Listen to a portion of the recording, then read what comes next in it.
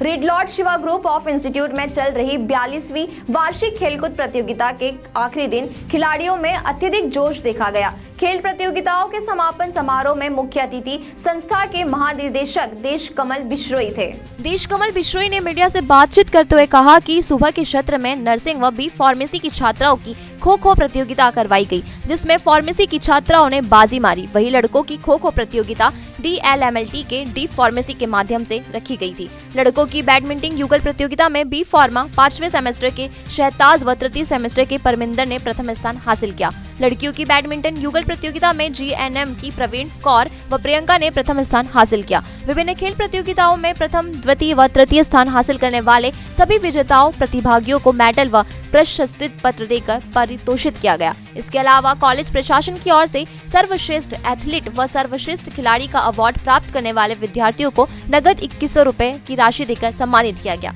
इस मौके पर संस्था के महासचिव सोम प्रकाश बिश्नोई और प्रिंसिपल जितेंद्र कुमार ने कहा कि खेल विद्यार्थी जीवन का एक विभिन्न अंग है और खेलों से मानसिक व शारीरिक विकास दोनों होता है। उन्होंने सभी विजेता खिलाड़ियों को अपनी शुभकामनाएं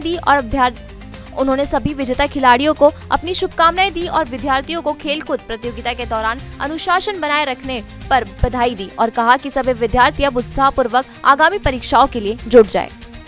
इस हमारी 42वीं वार्षिक खेल प्रतियोगिता के उपलक्ष्य में और मेरा ये मानना है कि आज के समय में जो सबसे बड़ी दिक्कत जो हमें आ रही है वो D² की आ रही है। अब आप ये पूछेंगे ये D² होता क्या है?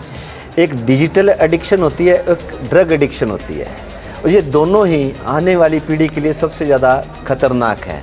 और मेरा ये वैचारिक मानना है कि ये खेल ही ऐसी चीज़ है जो इस D² से हमें बचा सकता है और ख़ास करके इन युवाओं को, क्योंकि इनके अंदर एक ऐसी ऊर्जा होती है जिसको सही डायरेक्शन में ले जाना हमारा मेन कार्य है। एक गुरु का, एक संस्था का, एक शिक्षक संस्था का ये सबसे मेन कार्य है, पढ़ाई के साथ साथ इन्हें सदमार्ग दिखाना और इस D² से ड्रग एडिक्शन और डिजिटल एडिक्शन से इन्हें बचाना। और मेरा यही है कि हम अगर इन दोनों चीज़ों से इन युवाओं को बचा पाएंगे तो हम एक समृद्ध राष्ट्र, एक अच्छा परिवार, एक अच्छी गली, एक अच्छा मोहल्ला, एक अच्छा शहर और एक अच्छा राज्य और एक अच्छा राष्ट्र बना पाएंगे। जैसे कि आप सभी को पता ही है कि आज हमारा स्पोर्ट्स डे था, स्पोर्ट्स इवेंट थी, उसका समापन हुआ, बच्चे बड़े। तो खेल एक हमारी अनिवार्यता है, बिना खेल के ना शरीर रहेगा, ना हम आपस में स्वास्थ्य बनाए रख सकते, ना कुछ और हो सकता है। इसलिए ज़रूरी है कि खेल कूद प्रतियोगिताएँ हर संस्थान में समयबद्ध होनी चाहिए।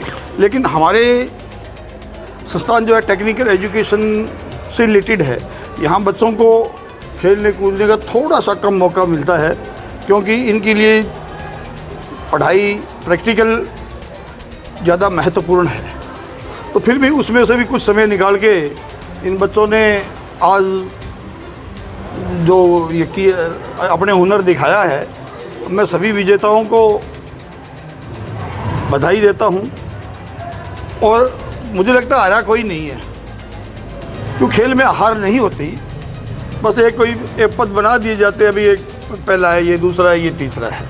तो इसी भावना से बच्चों ने खेला। आज लॉर्ड शिवा कॉलेज में पिछले 4 दिनों से 42वीं जो स्पोर्ट्स मीट थी उसका समापन समारोह था।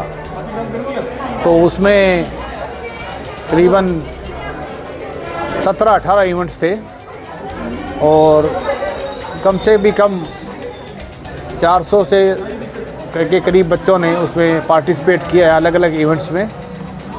और लगभग प्रयास ये था कि ज़्यादा से ज़्यादा बच्चे उसमें पार्टिसिपेट करें, क्योंकि फार्मेसी संस्थान है, इसमें बच्चों को स्पोर्ट्स मीट्स में और स्पोर्ट्स के एक्टिविटीज़ में ज़्यादा समय नहीं मिलता है। हमारा उद्देश्य स्पोर्ट्स मीट करवाना, कल्चर यूथ फेस्टिवल करवाना, उसका पीछे सबसे बड़ा एजेंडा होता है कि स्टाफ, फैकल्टी और बच्चों का ज़्यादा से ज़्यादा इंटरेक्शन हो, बच्चे खुल के अपनी बातें एक दूसरे से साझा कर सकें, उसमें अपनी फैकल्टी मेंबर से ज़्यादा उनका इंटरेक्शन हो, ताकि उनसे ज़्यादा से ज़्यादा अपने प्रोफेशन की बातें आपस में साझा कर सकें और ज़्यादा से ज़्यादा बच्चे उसमें खेल कूद में अपने रुचि लें।